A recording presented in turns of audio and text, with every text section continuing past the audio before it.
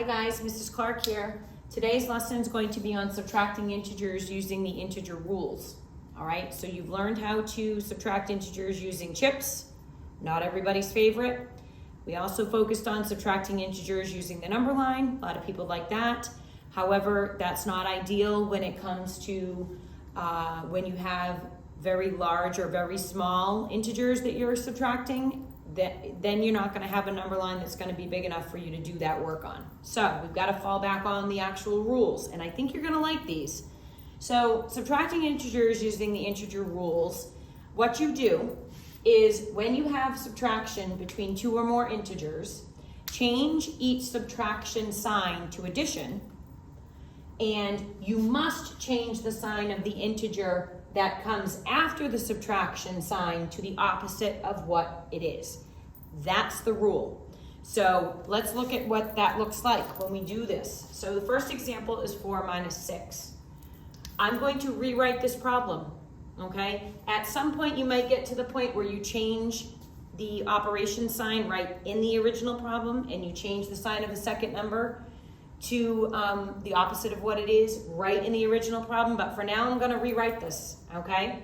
So the rewrite of this is going to be, I'm using a different color to show you, we never, ever, ever change the sign of the first number. That has to stay. So we write 4, the subtraction becomes addition, and the 6 becomes the opposite of what it is, and right now that's a positive 6, so it becomes the opposite, which is a negative 6, okay? And now you apply your integer rules, okay? I'm gonna add that over here, then apply your integer rules.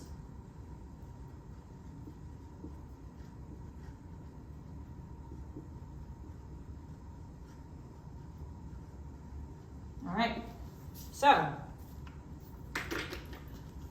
you've got two integers here. One's a positive, one's a negative. You cannot add them.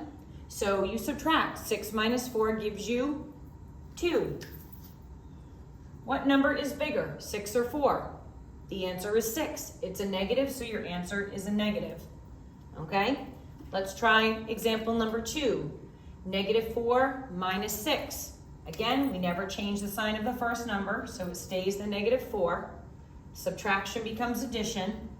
The 6 right now is a positive, so it needs to become the opposite, which is a negative.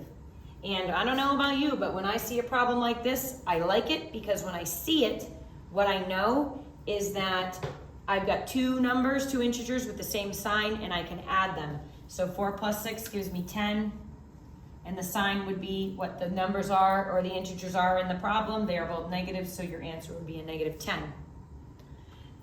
Here's another example, negative 4 minus negative 6. We rewrite, we never change the first integer, never change it. Subtraction becomes addition. Negative 6 becomes the opposite, which will be a positive 6. Now, the signs are not the same, so we cannot add. So 6 minus 4 gives you 2. The bigger of the two numbers here is a 6. It's a positive, so this is a positive 2. So what you might be noticing for some of these problems is we had subtraction written in the problem, we rewrote them, and we have now addition written in the problem, but in the end, we still do some subtraction when the signs aren't the same. But we only have to apply the adding integer rules. There are no new rules to learn except to do the rewrite. All right, one last problem, and then we're gonna try some of these more independently. 4 minus negative 6. 4 stays the same, minus becomes plus. The negative 6 becomes the opposite, which is positive 6. Well, this is a lovely problem. We have two positive integers which can be added and your answer will stay a positive. So hopefully this helps you understand a little bit about the integer rules for subtracting.